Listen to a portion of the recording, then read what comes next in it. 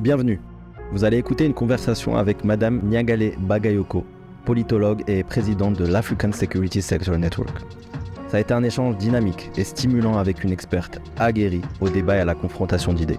C'était notre première interview. Nous avons voulu créer un espace où elle pouvait présenter ses analyses, tout en challengeant parfois ses convictions. Nous ne sommes ni experts, ni militants, ni journalistes, ni partisans, mais des passionnés curieux. Notre objectif est d'offrir un espace où toutes les voix du continent africain, toutes disciplines et origines confondues, puissent s'exprimer librement et en profondeur. Ne prenez jamais nos propos ou ceux de nos invités pour argent comptant. Vérifiez, questionnez. À notre échelle, nous souhaitons encourager la formation d'esprits critiques, libres et curieux à travers l'Afrique.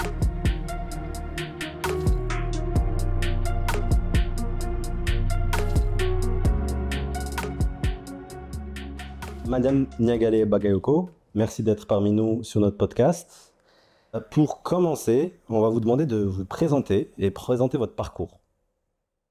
Alors, Nyagale Bagayoko, docteur en sciences politiques.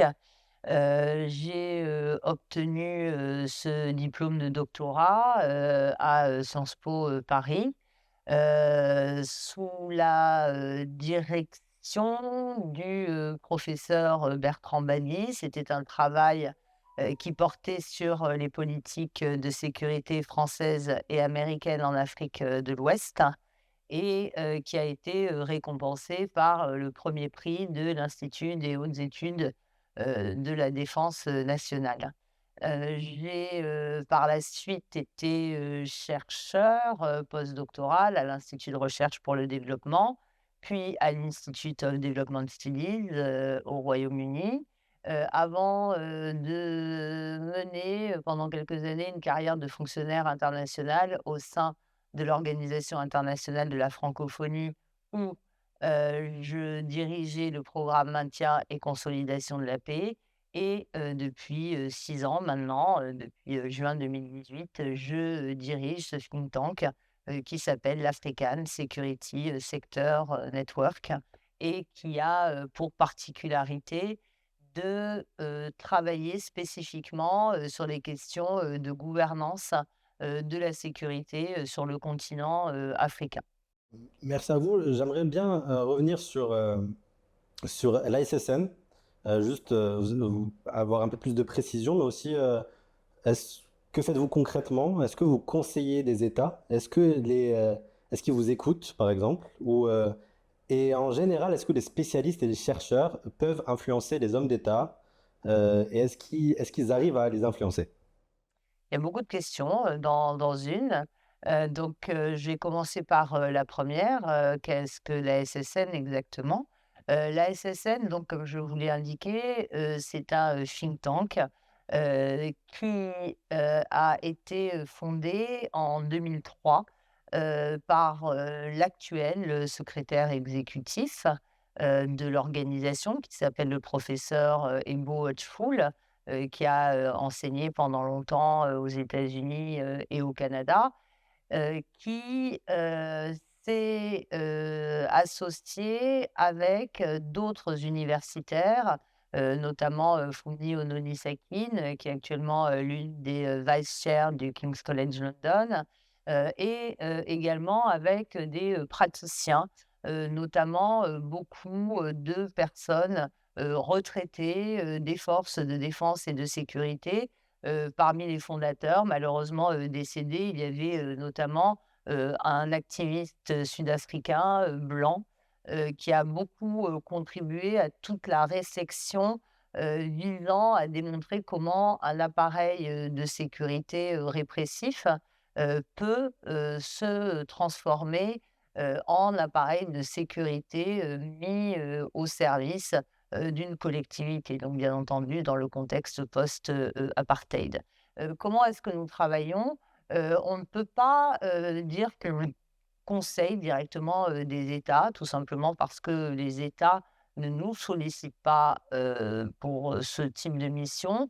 En revanche, on a beaucoup travaillé avec des organisations multilatérales, d'abord africaines, l'Union africaine, la CEDEAO, l'Union européenne, ensuite les Nations unies, pour mener ce qu'on appelle des évaluations heu, des, heu, des des systèmes de sécurité, donc de la façon dont tout un ensemble d'acteurs, non seulement bien sûr les forces de défense et de sécurité, mais aussi tous les acteurs de la sphère exécutive, sous l'autorité desquels ces forces sont placées, mais également les acteurs, censés exercer un contrôle ou une supervision de leurs actions, qu'il s'agisse des acteurs parlementaires ou des institutions de l'état de droit ou des organisations de la société civile et des médias. Ça, on a beaucoup, travaillé dans ce sens-là.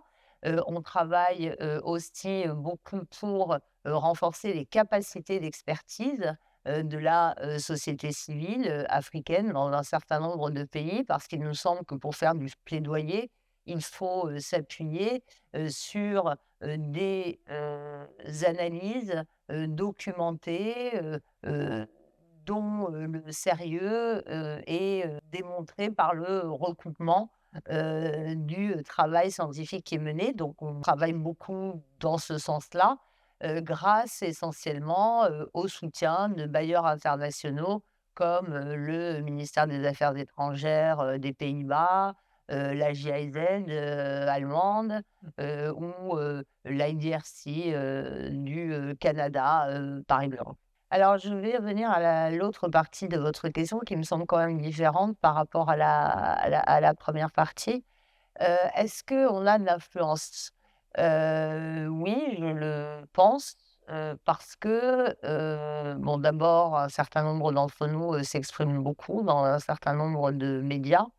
D'autre part, parce que, on a beaucoup contribué, notamment, à l'élaboration d'un certain nombre de documents, institutionnels qui sont aujourd'hui, validés, qui font partie d'un corpus normatif, dont nous-mêmes d'ailleurs, hein, on considère, qu'ils sont, dépassés à un certain nombre d'égards, mais par exemple, le professeur Igbohoefou a beaucoup travaillé sur le manuel de l'OCDE, qui porte sur la réforme des systèmes de sécurité. Moi-même, lui-même et d'autres collègues, hein, que je ne peux pas tous, les citer, ont, beaucoup, contribué à l'élaboration du cadre, de l'Union africaine sur, la réforme et sur la réforme du système de la sécurité et de la même façon, on a beaucoup travaillé sur le cadre de la CEDEAO sur la réforme et la gouvernance, de la sécurité. Donc on a, cette influence-là. On a des écrits qui circulent quand même, beaucoup, hein, aussi bien, dans des revues, académiques, donc à comité de lecture. On a publié, notamment, un certain nombre d'articles avec, la revue du King's College London, Conflict Security and Development, sur, la notion de l'hybridité dont on reparlera ensuite, je pense. Ensuite, la question, de l'influence, c'est quelque chose qui est très, difficile, à mesurer. Si on regarde l'évolution actuelle, du continent, africain, alors que nous avons plutôt travaillé pour favoriser une démocratisation, de la façon dont, la sécurité, est fournie et de la façon dont le plus grand nombre doit, en bénéficier parce qu'on considère que c'est un droit, imprescriptible, on ne peut pas dire qu'on ait eu beaucoup de succès, mais nous ne sommes pas les seuls.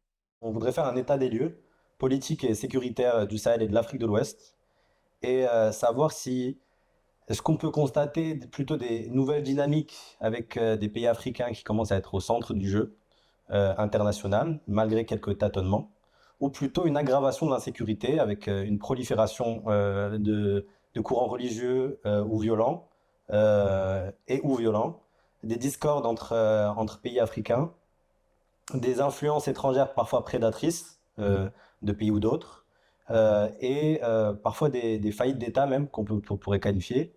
Est-ce que le constat, c'est un des deux, c'est entre ou c'est quelque chose de totalement différent? Alors je pense, qu'il y a, différents, types de dynamiques, qu'il faut, essayer d'analyser. Moi, je ne crois pas du tout à la prospective, hein, je crois enfin, en tout cas, je ne me sens pas capable de faire de la prospective. Moi, je fais de l'analyse, ce qui pour moi est différent. La première dynamique, qu'on, constate, notamment, en Afrique francophone, c'est vraiment celle du souverainisme, et du patriotisme, voire du nationalisme. Donc de ce point de vue-là, c'est quelque chose, qui m'apparaît, comme, particulièrement, prégnant, si l'on regarde tout ce qui s'est, produit au cours, des, 3 dernières années, disons, et qui était assez inattendu. C'est-à-dire que l'on assiste, à, une très forte mobilisation, au sein des opinions publiques pour porter des gouvernements, qui affirment, la nécessité, de retrouver une fierté, sur la scène nationale et internationale en, heu, conquérant une indépendance dont ils estiment avoir été, spoliées, au moment où, elles ont été, formellement proclamées. Et ce qui est très intéressant, c'est pour ça que moi je n'opposerai absolument pas, ce qui se passe, du côté de ces, 3 États, hein, qui ont choisi, de se réunir dans le cadre de cette alliance des États, du Sahel, l'AES, et ce qui se produit au Sénégal. Ce qui est intéressant, c'est que dans les 2 cas, on retrouve, à mon avis, ce courant, qui cherche, à affirmer une émancipation, extrêmement, forte, une revendication, de, la faculté, pour les Africains de gérer eux-mêmes leurs affaires, y compris de manière, très, cynique, et très, pragmatique, en s'inspirant davantage, de la réelle politique, que, de l'adhésion à un certain nombre de valeurs. On voit, que, dans les pays comme, le Mali et le Niger, je mettrai le Burkina Faso un peu à part, mais, aussi au Sénégal, on a, ce courant, populaire, dont les gouvernements qui, dans un cas, celui du Sénégal, est arrivé au pouvoir, par le biais d'une procédure, démocratique, qu'il faut saluer et qui a été défendu au prix du sang, parce que beaucoup de sang, beaucoup trop de sang a été versé, au, Sénégal, et vous avez, au Mali, au Niger, qu'on le reconnaisse ou non, un courant, qui, permet, aux autorités, actuelles, de conserver le pouvoir, qu'elles ont en revanche conquis, par les armes. Beaucoup inscrivent, ce processus dans le cadre de ce qu'on appelle le néo-panafricanisme. À mon avis, c'est encore, plus large, parce que, on voit, aussi, qu'il y a, comme vous le mentionniez, des recompositions qui se font en termes d'alliances.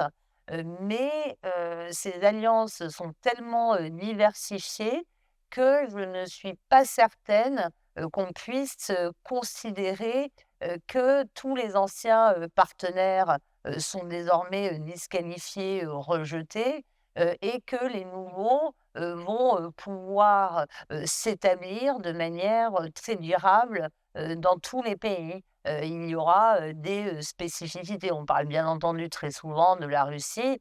Au Mali, la Russie n'est pas du tout un nouvel acteur. La Russie n'arrive pas, du tout, sur un champ, vierge de relations. La Russie, lorsque, elle appartenait à l'Union soviétique, tout comme les anciennes, républiques socialistes soviétiques ont toujours été des partenaires privilégiés jusqu'à la chute du mur. Et on ne le dit pas, assez souvent, mais les gouvernements, civils, qui ont été, renversés, que ce soit, au Mali, les présidents ATT, les présidents IBK, mais aussi le président Bazoum, le président Issoufou au Niger, avaient aussi une coopération, avec ces pays, notamment en matière, d'armement, hein, parce que ce sont, ceux qui proposent, les matériels à la fois les plus rustiques, les plus adaptés à l'environnement et les plus abordables, sur le marché. Donc ça, il faut à mon avis, faire attention à ce type de temps long, aussi, avant de regarder, les, retournements actuels.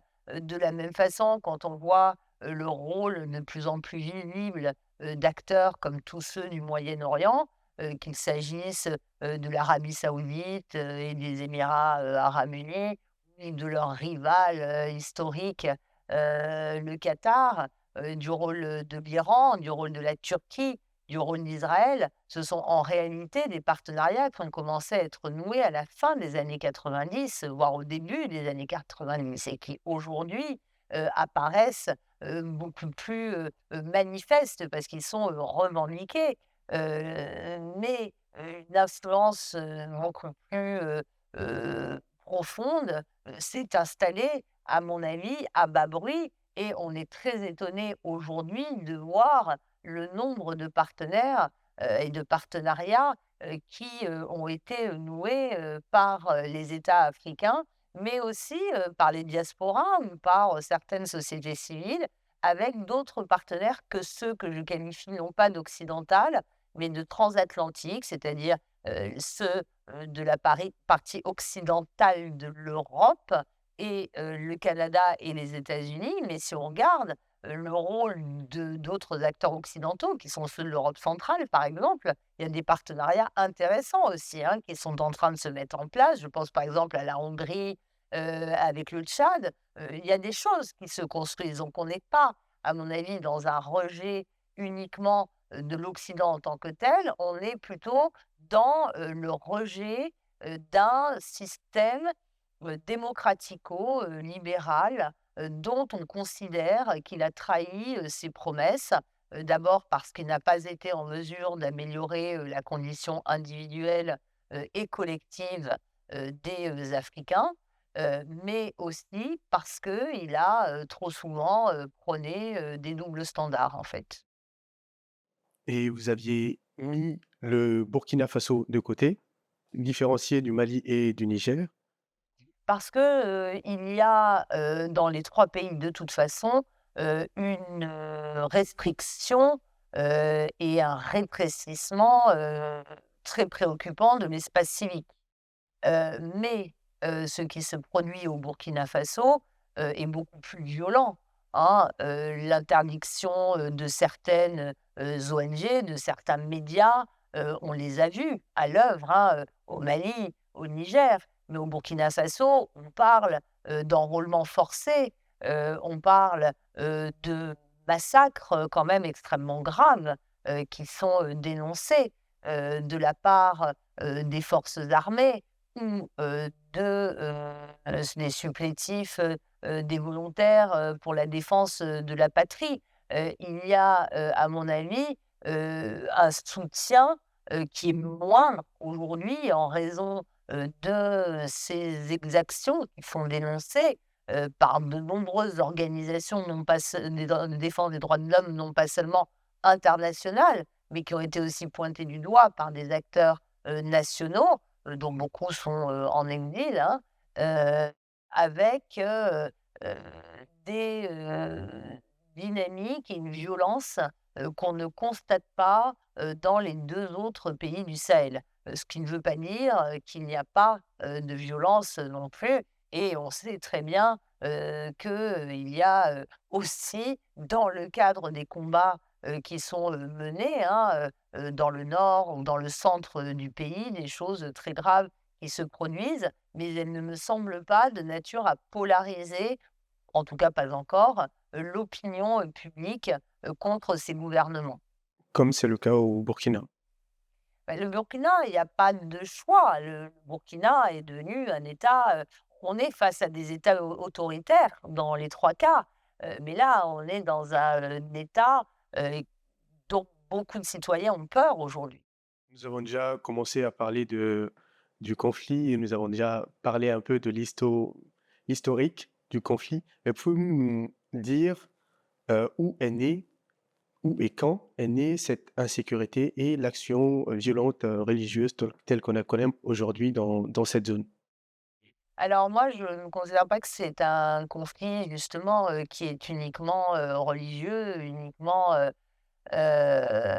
attribuable à des groupes, djihadistes. Pour moi, on est face à une crise absolument, multidimensionnelle, et on s'est beaucoup concentré sur le Sahel central, mais à mon avis, la dynamique est beaucoup plus large. Aujourd'hui, on s'inscrit, dans un arc de crise que je qualifierais de sahélo-soudanais. Il ne faut pas oublier ce qui se passe au Sahel, au Soudan aujourd'hui, même si c'est une guerre très oubliée parce qu'il est de bon ton au Sahel de se plaindre, d'être abandonné. Mais que devraient dire les Éthiopiens qui sont morts par centaines de milliers? Que doivent dire les Soudanais, aujourd'hui, hein, qui sont très abandonnés? Que doivent dire les Congolais, hein, de l'est de la RDC? Et c'est à mon avis un des grands problèmes du continent, c'est l'absence d'intérêt de chaque région, de chaque zone, de chaque pays, pour les drames humains et pour les guerres qui ne se situent pas dans leur environnement immédiat. Et je pense qu'il y aurait intérêt aujourd'hui à regarder justement la façon dont toutes ces crises, sont en train, percoler, hein, les unes, avec les autres. Ça c'est très important. Alors pour répondre rapidement à votre question, d'où provient, cette, insécurité que vous, identifiez, au départ comme, de nature djihadiste et Il y a aussi beaucoup d'insurrections, par exemple chez nous au Mali. voilà, absolument. Donc c'est une crise qui a, plusieurs origines. La première re c'est, la guerre civile, en Algérie, hein, avec, en effet, ces groupes islamistes armés, les GIA qui ensuite se sont transformés, en GSPC, Groupe pour la prédication, et le combat. Qui après ont prêté allégeance, à Al-Qaïda, qui ont trouvé, refuge, qui ont trouvé un sanctuaire dans le nord, du Mali, après avoir été pourchassés par l'armée algérienne. Donc ça, c'est la première origine et la deuxième, c'est bien entendu la crise libyenne, avec la chute, du, colonel Kadhafi, qui a notamment eu pour effet, le retour, dans le nord du Mali, d'un grand nombre d'anciens, rebelles, principalement, touaregs, qui, constituaient la garde, présidentielle rapprochée, hein, du colonel Kadhafi. Il y a eu au départ une conjugaison des efforts, une alliance entre certains groupes, islamistes, du nord, du Mali, ceux en provenance d'Algérie, mais des groupes locaux, comme par exemple le groupe, Ansardine, dirigé par Yad Ghali et certains, certaines mouvances, de ces groupes, touaregs, de retour, de Libye et ça a été une alliance de la carpe et du lapin parce que c'est une alliance qui a très vite, hem, pris fin, parce que les objectifs n'étaient pas les mêmes. D'un côté, l'objectif était effectivement religieux, hein, il était, d'établir, la charia, sur l'ensemble d'un Mali, considéré de manière unitaire, alors que du côté, des, rébellions, touaregs, c'était, plutôt l'idée de conserver un cadre laïque, mais en, faisant, sécession ou en obtenant une autonomie extrêmement forte, ce qui n'était pas l'agenda, des djihadistes. Ce qui est, frappant aujourd'hui, c'est qu'on se retrouve aussi, dans cette configuration de rapprochement avec certaines mouvances, autonomistes du nord du Mali qui se rapprochent aussi,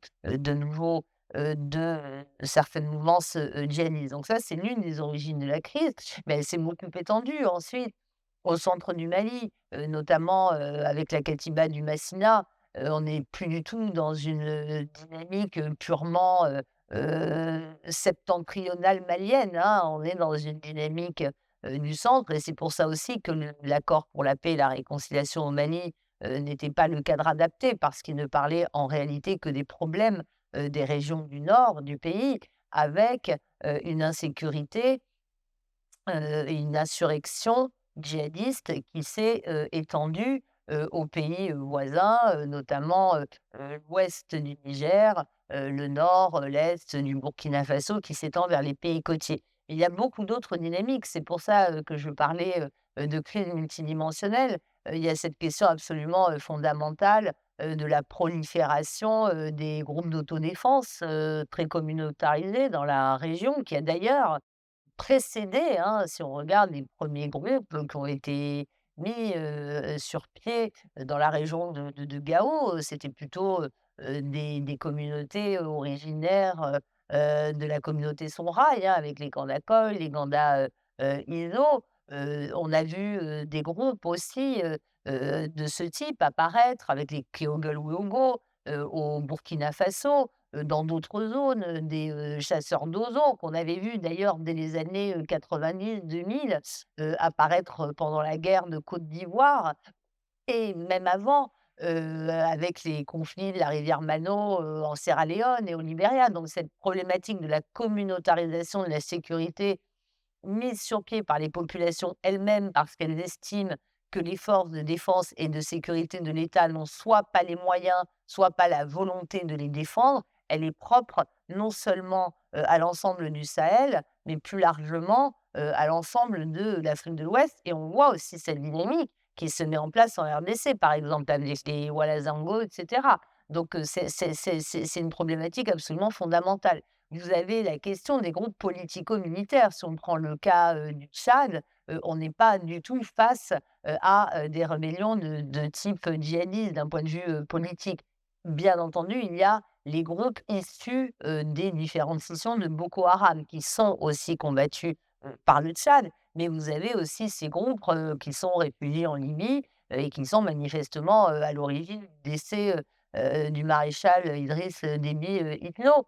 Vous avez bien entendu, cette, problématique de la criminalité en tant que telle, qui n'a absolument ni origine politique, ni origine religieuse, avec, ce que les, simples citoyens, les populations appellent souvent les bandits armés, qui les attaquent, qui s'en prennent à leurs troupeaux, qui s'en prennent à leurs récoltes, qui s'en prennent aux biens qu'ils vendent sur les marchés, sans autre, objectif que l'appât du gain, hein, et qui sont, une des principales menaces, dans la région aussi, hein, et qui est très, transnationale.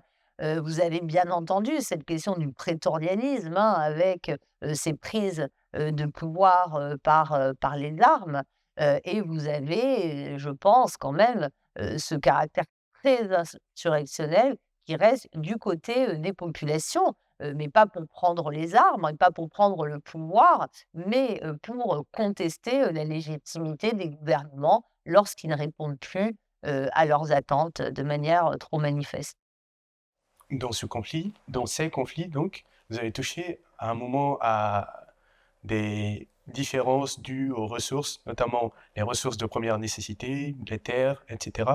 Quelle est la part, vous pensez, des enjeux liés aux ressources, donc pas que le sous-sol, mais les terres, l'eau, dans les conflits dans cette zone et les origines du conflit même? Alors ça, c'est une question absolument essentielle et la distinction que vous faites justement entre ressources que je qualifierais de vivrières, et ressources du sous-sol est à mon avis, essentielle. C'est-à-dire que, vous avez raison de le rappeler, dans le système de conflit, les questions, liées, à la terre et notamment, les liens, très conflictuels depuis des décennies entre populations pastorales, ou mobiles plus largement et populations, sédentaires, qui, vivent grâce à différents modes de production et d'exploitation en effet de la terre, est absolument fondamentale et d'ailleurs on la retrouve, hein, derrière, les logiques communautaires, d'autodéfense dont j'ai parlé, tout comme derrière les insurrections djihadistes, mais on les retrouve aussi, en tant que telles. Donc c'est une question absolument, fondamentale que l'accès à la terre, l'accès au pâturage, enfin l'accès à la terre pour une exploitation agricole, l'accès, au pâturage en fonction, des, saisons, l'accès aux bourgoutières, hein, comme vous les connaissez au Mali, l'accès à l'eau aussi, hein, avec, l'implication d'un certain nombre, d'acteurs, traditionnels et coutumiers, qui ont géré, depuis, la je dirais pas la nuit des temps, mais depuis, les empires, hein, en tout cas, africains, de cette région, d'Afrique de l'Ouest, l'accès aussi, aux ressources, hein, les figures, du, Jomoro, les figures du Dito et cetera sont absolument, essentielles et rentrent d'ailleurs, hein, parfois en conflit avec les groupes djihadistes. Donc oui, c'est une question fondamentale et il y a également cette question de l'exploitation des autres ressources, que je qualifierais de ressources du sous-sol, qui sont, notamment, l'or, hein, qui devient un enjeu de plus en plus important à la fois pour les États et pour les, groupes, armés, qu'ils soient à caractère politico-religieux ou à, vocation criminelle. Mais on peut penser aussi à l'exploitation de l'uranium, par exemple, dans un pays comme le Niger. On vous a dit qu'au début, qu'on allait parler un peu de gouvernance. Là, on va l'entamer sous l'angle de la démocratie. Je laisse aux internautes le soin d'évaluer l'état de la démocratie au Sahel. Mais selon vous, la démocratie a-t-elle échoué? Et dans une plus grande mesure, quel bilan concrètement peut-on dresser de la démocratie ouest-africaine aujourd'hui? C'est un bilan, contrasté, heureusement grâce à ce qui vient de se produire au Sénégal. Vous m'auriez interrogé il y a, quelques mois, je vous aurais, dit que j'étais, extrêmement, pessimiste, parce que, la réalité, me semblait plutôt, c'est pour ça que je ne fais pas de prospective d'ailleurs, plutôt s'orienter, vers une, domination des régimes à caractère autoritaire, qu'ils soient militaires ou civils. Parce qu'on a aussi des gouvernements, démocratiquement, désignés, mais qui ont, à leur tête, des, dirigeants, qui ont réussi à se maintenir au pouvoir, au moyen de manipulations, constitutionnelles, hein. On a encore eu, un nouvel exemple récent avec le Togo qui vient de nouveau de changer, sa constitution dans des conditions, contestables, en tout cas contestées par l'opposition, du pays, et qui permettent au président, Faure Gnassingbé de se, perpétuer, au pouvoir à travers une nouvelle fonction qui ne sera plus celle de président, mais celle de président du conseil. Cette fois-ci, le Bénin aussi, de Patrice Talon, développe un certain nombre, de pratiques, qui, interrogent, en termes de liberté, de respect des libertés, fondamentales.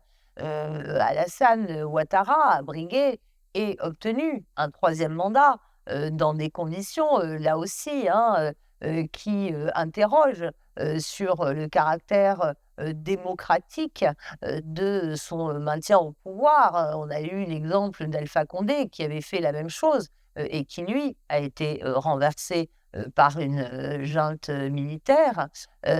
Donc, il y a d'une manière générale, une atteinte, à, l'idéal type de la démocratie. Donc moi, je ne pense pas que ce soit la démocratie en tant que telle qui ait échoué. On a eu affaire, y compris dans les pays où se sont, produits des coups d'État, depuis, 2000, au cours des 4 dernières années, on a eu aussi affaire à des démocraties dévoyées. On avait des régimes civils, au Mali, dont on n'a même plus besoin de décrire le népotisme, la façon, dont, il y a eu des détournements, y compris, hein, sur les budgets des ministères de la défense, alors même que les soldats, mouraient au front, et ça a été commun, au Mali, au Niger, au Burkina Faso. On a vu de très fortes restrictions de liberté, au Niger, surtout, à l'époque, du, président, Issoufou. En ce qui concernait, la liberté d'expression, il y a eu beaucoup d'opposants, hein, qui ont été mis en prison, y compris aussi, sous le président, Bazoum, même si, l'espace, démocratique était plus ouvert. Mais on ne peut quand même pas considérer qu'on a eu affaire, à une démocratie, pure et parfaite. Les pratiques de Macky Sall sont très problématiques, elles aussi, pardon. Il a failli, confisquer ce modèle, ce bijou, je dirais même, de la démocratie, sénégalaise qui est si ancienne. Et c'est pour ça qu'il faut, à mon avis, être optimiste, parce qu'on a vu un peuple au Sénégal qui s'est levé. Ce n'était pas la première fois, hein, d'ailleurs, hein, qu'on essayait de confisquer une élection. Ça s'était déjà, produit, hein, sous, le président Wade. Le président Diouf, lui, avait eu, l'intelligence de quitter le pouvoir, mais ce n'était pas si acquis que ça, hein, à l'époque. En tout cas, les Sénégalais se sont toujours battus pour que la démocratie triomphe. Elles ont réussi à le faire. Il faut mentionner aussi, on parle beaucoup des militaires qui prennent le pouvoir. Je suis convaincue qu'au Sénégal, les militaires ont défendu la démocratie, hein, et qu'on leur doit à eux, tout comme au Conseil constitutionnel, tout comme au corps de l'administration, tout comme à la façon dont les médias, dont les organisations de la société civile, quelle que soit leur obédience, qu'elle soit plutôt conservatrice, panafricaniste ou plutôt libérale, se sont toutes mobilisées pour un même combat, pour que la démocratie triomphe. Il y a quand même d'autres îlots, notamment en Afrique de l'Ouest, vous avez quand même la Gambie, qui est un exemple encourageant où des choses intéressantes se poursuivent. Le Nigeria, quand même, qui est un géant, qui reste démocratique, même s'il a des faiblesses, même si ce n'est plus une puissance hégémonique et aussi puissante politiquement qu'elle l'a été, mais parce qu'il y a aussi une volonté il y a eu une volonté, en tout cas, avant l'arrivée au pouvoir du président Tinubu, de se recentrer sur des problématiques plus nationales. Vous avez un pays comme le Ghana aussi, hein, qui suscite un certain nombre d'espoirs depuis très longtemps, alors que le pays était sous la coupe d'un régime militaire, mais qui lui-même a favorisé la démocratie et la démocratisation. Donc la situation, pour moi, reste contrastée. Ça tombe bien que vous avez parlé du Sénégal, parce que Sénégal, on a constaté quelque chose d'un peu nouveau. Vous pouvez voir hein, on a eu un certain soulagement, un optimisme, vous pouvez le voir depuis le début. Mais au-delà de ça, on a vu une certaine conciliation, comme s'il y avait une conciliation entre les anciennes élites, un peu du sérail libéral, parfois pro-occidental, mais même conservatrice aussi, et une nouvelle génération et une nouvelle élite même, parfois néo-panafricaniste, conservatrice et souverainiste, qui finalement ont fait comme une sorte de conciliation, une réconciliation pour pouvoir aller de l'avant. Est-ce qu'on pourrait l'analyser comme une réconciliation des extrêmes ou plutôt une reconfiguration des élites pour pouvoir vivre cette dynamique, éviter les soubresauts de cette dynamique aussi, dynamique qui a renversé des présidents et qui plane parfois sur les élites. Comment on pourrait l'analyser, cette conciliation? Pourquoi l'élément sénégalais a connu cette réconciliation entre l'ancien, le nouveau, le conservateur, le libéral, et Pour quelles moi, il y a leçons on pas peut moi, en je pense prendre? pas qu'on puisse parler de réconciliation. Il y a eu un mouvement, une cohésion extrêmement forte entre différentes tendances pour, heu, mettre, fin à un système de cooptation, Mm. politique, qui, voyait, des dirigeants, du Parti socialiste ou, du, PDS se reconvertir, dans le parti de Macky Sall, heu, mais qui finalement, appartenaient tous, à cette même, élite qui a exercé le pouvoir, pendant une vingtaine d'années et très souvent en lien d'ailleurs, avec, les confréries qui jouent un rôle très, très important, au Mali, pardon, au Sénégal. Heu Au Mali aussi, j'allais dire, mais on est dans un cadre différent. Mais, au contraire, ce qui s'est produit notamment avec le mouvement, du PASTEF, d'Ousmane Sonko, c'est qu'on a vu une autre vision de l'islam non confrérique, donc un peu conservatrice d'ailleurs, hein, participer à ce mouvement, qui, clamait la nécessité du changement.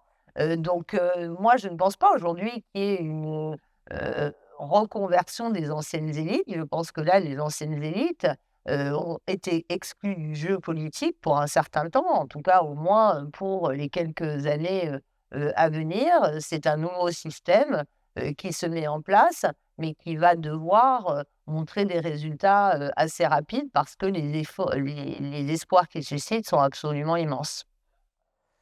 Je vais me faire un peu l'avocat du diable, c'est un peu mon travail dans le duo, de faire l'avocat du diable et de ramener les idées qu'on peut entendre, qui dit que parfois que la démocratie n'est pas une fin en soi, et certaines personnes mettent en avant plus le développement que la démocratie, et ils peuvent prendre pour appui les exemples des réussites asiatiques, par exemple.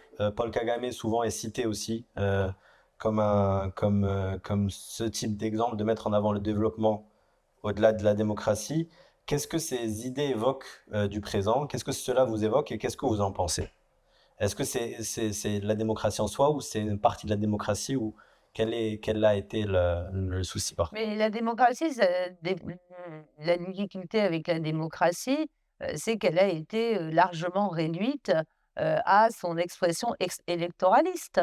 On a considéré que la démocratie, c'était d'organiser des scrutins euh, présidentiels ou législatifs, voire plus locaux, pour pour désigner des dirigeants. Mais la démocratie, c'est beaucoup plus que ça. La démocratie, c'est la promotion de l'état de droit qui, pour moi, est absolument, fondamentale, c'est aussi, la, promotion des libertés, fondamentales, et la protection, d'un système, judiciaire, équitable. C'est ça la démocratie.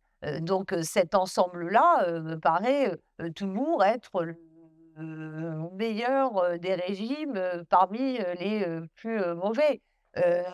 Pour reprendre, mal d'ailleurs, une expression, consacrée, par Churchill, la démocratie, est, le plus mauvais des régimes à l'exception de tous les autres.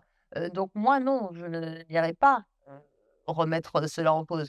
Quand on parle de développement, de quoi parle-t-on là aussi? Est-ce que les efforts qui ont été produits étaient ceux, qu'il fallait mettre en œuvre? Est-ce qu'on a, fait, des efforts, pour promouvoir, un modèle qui était adapté, à l'Afrique ou pas? En Asie, c'était un modèle, qui a été, beaucoup plus, endogène en fait, hein, comme type de développement. C'est pas un modèle de développement, qui a été, importé. Là, on a quand même eu, des, politiques de développement qui, depuis une cinquantaine d'années, ont essayé, de mettre en place, des modèles qui correspondaient peu ou prou, à ce à quoi, on avait assisté, en Europe ou aux États-Unis pour sortir les masses de la pauvreté. À l'évidence, ça n'était pas, adapté au continent africain. Je pense qu'il ne faut absolument pas idéaliser non plus,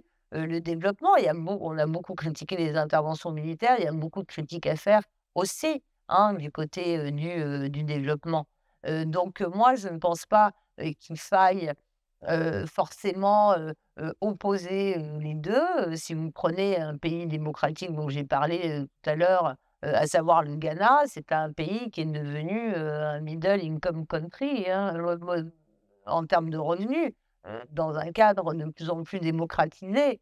Le Rwanda de Paul Kagame, c'est autre chose. On sortait, en plus, quand même, de l'un, des pires génocides que, le monde, ait connu, il y a eu, un effort de réconciliation, mais dans un cadre très autoritaire. La question que vous me posez, pour moi, elle est plus, de ce qu'est le soft power aujourd'hui et je pense qu'en effet, en Afrique, le soft power des dirigeants autoritaires, qu'ils soient africains ou qu'ils soient, issus d'autres zones du monde, exerce une très forte attractivité. La figure de l'homme fort est un modèle, inspirant aujourd'hui aux yeux, d'une grande partie des opinions, publiques, africaines. C'est intéressant que vous avez pu parler d'exemples, le Ghana, le Nigeria, souvent des anglophones. C'est à se demander si la démocratie héritée des anglo-saxons peut-être. Alors je vous arrête tout de suite, regardez l'état de l'Afrique, anglophone dans les années 90. On citait au contraire les pays francophones comme des modèles de démocratie, à commencer par le Mali, c'était la vitrine démocratique, et comme des pays en paix. La guerre était dans ces pays-là, les juntes étaient dans ces pays-là. Donc je ne pense pas qu'il faille, opposer ces modèles. On est dans des cycles différents et si vous regardez ce qui se passe, comme je le disais tout à l'heure, au Soudan, en Éthiopie, au Mozambique, vous êtes face à des régimes, qui sont, sans doute encore plus, je mets le Mozambique à part, mais en tout cas, si vous regardez le Soudan, l'Éthiopie, dans des régimes particulièrement sanguinaires, qui ne sont pas issus de l'espace francophone. Moi, je voulais mettre peut-être en avant parfois la centralité républicaine héritée de la colonisation française parfois, et qu'on peut retrouver dans certaines démocraties françaises où la centralité ne permet pas d'avoir une prise en compte de l'hybridité, qui est une notion que vous appréciez, et qui peut expliquer peut-être qu'une démocratie qui prend en compte la multitude et la diversité qu'il peut y avoir dans un pays peut être plus adaptée, et qui C'est aux permet de... Africains de réinventer ça. C'est à eux de, en effet, refonder leur propre modèle en fonction de leur histoire, en fonction de leur tradition. Mais leur histoire inclut aussi cette tradition républicaine ou libérale, parlementaire dans les pays plus anglophones.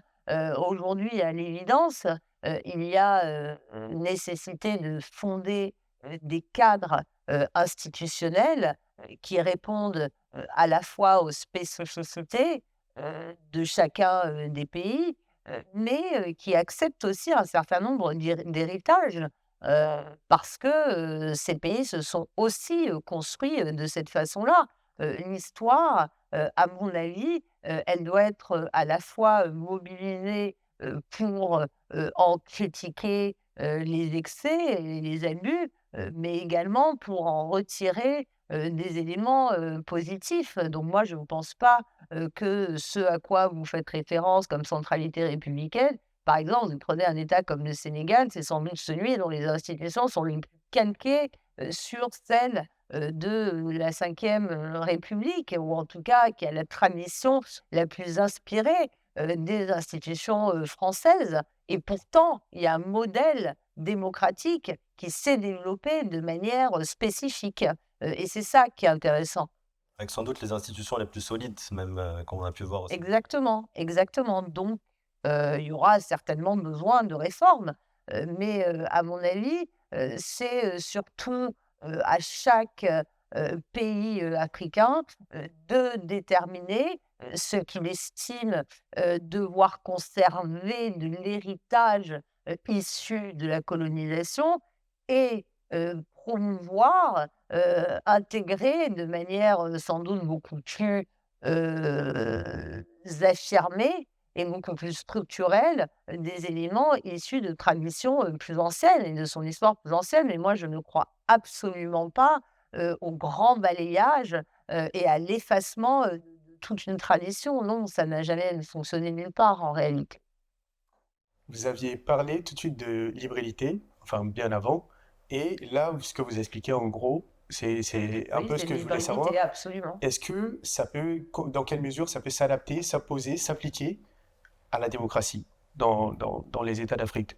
Déjà, est-ce que vous pouvez nous expliquer le concept de l'hybridité pour nos internautes et nous dire dans quelle mesure elle est applicable donc à la démocratie? Alors, l'hybridité, c'est un concept qui, pour le présenter de manière simple, considère qu'il y a à la fois des dynamiques formelles et des dynamiques informelles qui doivent être prises en compte pour comprendre le fonctionnement de la gouvernance dans n'importe quel domaine, que ce soit dans le domaine sécuritaire, c'est ma spécialité, mais dans le domaine économique aussi, c'est très, très vrai. On sait à quel point le poids de l'économie informelle est absolument fondamental, sur le continent, africain.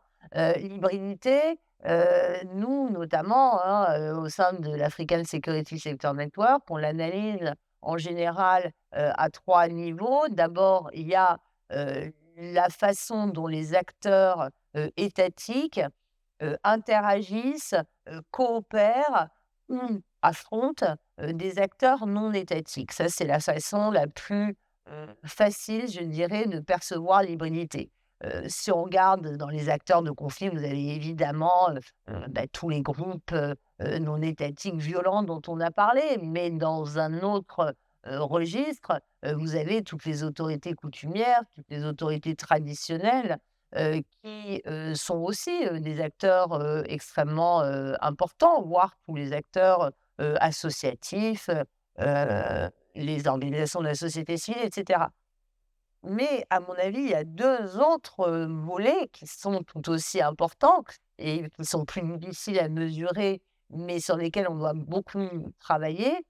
C'est d'abord l'hybridité des normes, la façon dont on se réfère pas seulement à des lois écrites, inscrites, mais également énormément à des coutumes. Et le Mali, de ce point de vue-là, est intéressant, avec cette fameuse charte du Kourougan-Fouga, dont l'authenticité est ce qu'elle est, mais qui en tout cas fait partie des références qui parlent aux populations, en tout cas un certain nombre d'entre elles. Vous avez également un certain nombre de mécanismes traditionnels de gestion des conflits qui cohabitent totalement avec les cadres beaucoup plus institutionnalisés comme le médiateur de la République ou voilà. Vous avez même des notions géographiques qui sont extrêmement hybrides et le Mali, de ce point de vue-là, ou le Sahel en général, est très intéressant.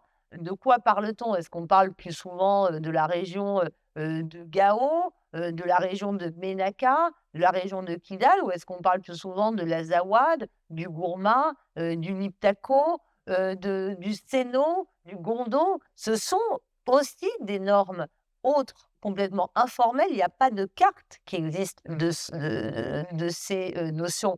Mais tous les acteurs, y compris les acteurs internationaux, vous prenez même les militaires de Barkhane, ils parlaient tout le temps du Liptako Gourma. Ils ne parlaient pas de chaque région administrative. Ça fait partie de l'hybridité.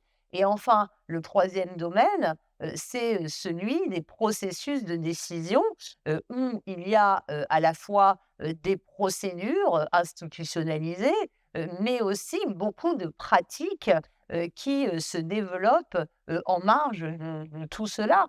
Et la démocratie, l'exercice démocratique passe aussi beaucoup par de l'informalité. Donc peut-être une dernière petite question, on va prendre un peu plus de hauteur sur... on va parler un petit peu relations internationales, géopolitique et si on a le temps, rigidité institutionnelle. Ma question c'est, parce que j'essaie de me faire un écho de ce qu'on peut entendre et peut-être pouvoir même déconstruire certains concepts. On entend beaucoup le deux poids, deux mesures en relations internationales et qui fait beaucoup de tort à ce que vous avez appelé, pas l'Occident, Les mais acteurs les transatlantiques. acteurs transatlantiques. On voudrait savoir, est-ce que dans ces sphères de pouvoir, ils en ont conscience? Est-ce que d'une certaine façon, ils sont piégés aussi par le cours de l'histoire, ou finalement c'est une façon de garder le contrôle avec beaucoup de difficultés face à de nouvelles donnes totalement différentes. Est-ce qu'il y a une conscience de ça, ou est-ce que pas du tout et finalement on va Il y à a une l'aveugle? conscience de ça, bien entendu. On est face à des décideurs intelligents, mais qui ont cru pouvoir être cyniques avec des principes. Et à mon avis, on peut être cynique avec des intérêts. Un intérêt, par définition, il est plastique et on peut le tordre dans tous les sens. Un principe et une valeur, pour qu'elle garde sa force, elle doit rester absolument intangible et non négociable. Et c'est en jouant précisément avec ces principes, avec ces valeurs, que un certain nombre d'acteurs internationaux, notamment ceux que je qualifie de transatlantiques, se sont largement déconsidérés aux yeux des opinions publiques de ce qu'on appelle, à mon avis, de manière un peu trop simplifiée, le Sud global. Ma question, là, reviendrait plus à la zone Afrique de l'Ouest, pas que le Sahel. Je voudrais savoir dans quelle mesure le conflit au Sahel influence les conflits, influence les États autour, les États voisins de la sous-région. Et si vous pouvez me dire, vous avez dit que vous n'aimez pas trop les perspectives, mais si vous voyez des des choses qui peuvent laisser penser qu'il y a d'autres zones qu'on peut cibler comme étant les prochaines potentielles cibles de ces Bah, on actions. voit de toute façon très bien que les États côtiers, voilà, hein, sont quand même mis, en péril, par, les dynamiques, en provenance, du Sahel qu'on a décrites, hein, au début de cet entretien. Moi, je pense qu'il y a une vraie reconfiguration qui est en train de se faire et qui, conduira, sans doute, peut-être, à la nécessité de reforger tous les instruments, de gestion, des conflits qui avaient notamment, été élaborés, dans le cadre de la, CEDEAO et la forme, que ça prendra, ça va dépendre effectivement des relations qui vont se tisser entre les États de la région. Là, on voit par exemple que le Togo, est très proche, hein, des États, des 3 États de l'AES, jusqu'à organiser, avec eux et avec le Tchad, des exercices, militaires. Donc peut-être, qu'on va passer de ces forces, multinationales fondées sur l'idée de sécurité collective, à un retour à des alliances, militaires peut-être, dans la, région.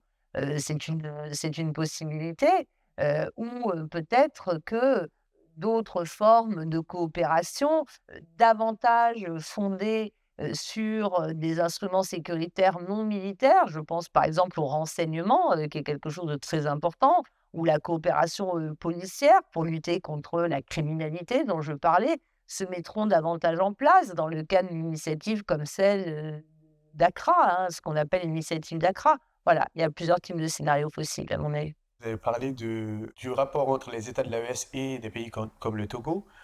Vous pensez, enfin, comment vous pouvez analyser l'influence de la création de l'AES du coup sur les États de la CEDEAO, la CEDEAO même en Ah tant bah, c'est beaucoup qu'institution? trop tôt, pour le dire, mais ce qui est très intéressant, c'est que, l'AES n'a absolument rien de nouveau. L'AES, c'est, la reprise, dans un cadre, plus sécuritaire, du cadre qui existe depuis 1970, qui s'appelle l'autorité du Liptako, Gourma, l'autorité pour le développement intégré du Liptako Gourma, qui, dès le départ vise à développer, les interactions et l'intégration entre les 3 pays du Sahel central, à tel point qu'on l'oublie très souvent, mais en 2014, les gouvernements civils, à l'époque, de ces 3 pays avaient envisagé de mettre sur pied une force militaire fondée sur cette autorité du Diptako Gourma, dont le siège est à Ouagadougou.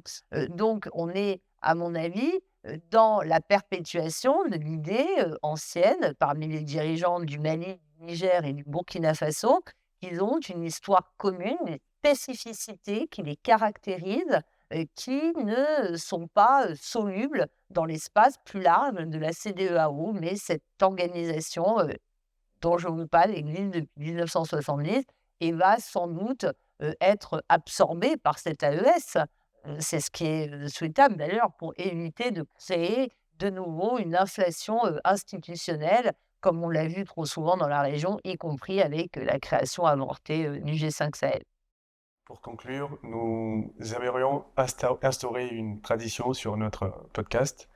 Et pour ça, est-ce que vous pourrez nous conseiller une œuvre artistique ou intellectuelle et nous donner un conseil pour le monde, pour la jeunesse, pour le monde?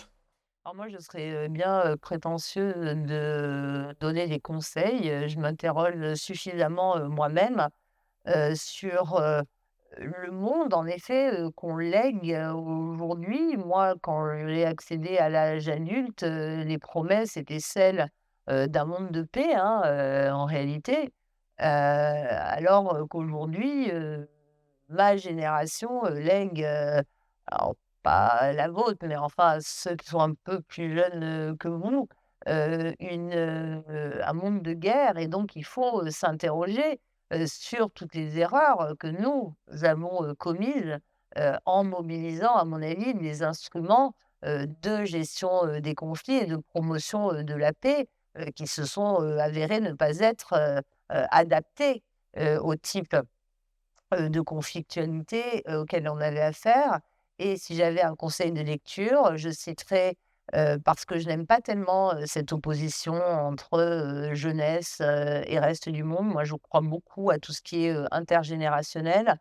C'est l'œuvre de Jean-Pierre Olivier de Sardan, donc qui est un grand anthropologue, qui est passé, les 80 ans, qui a vécu pendant 60 ans, au Sahel, qui a la nationalité, nigérienne, qui a des enfants, et maliens, et moitié, nigériens, et qui a écrit, à mon avis, un livre dont beaucoup, de décideurs devraient s'inspirer, qui s'appelle «La revanche des contextes». D'accord. Bah, merci Madame Niagali Bagayoko Merci à vous. et bonne soirée. Bonne Bonne soirée à vous. soirée. Merci.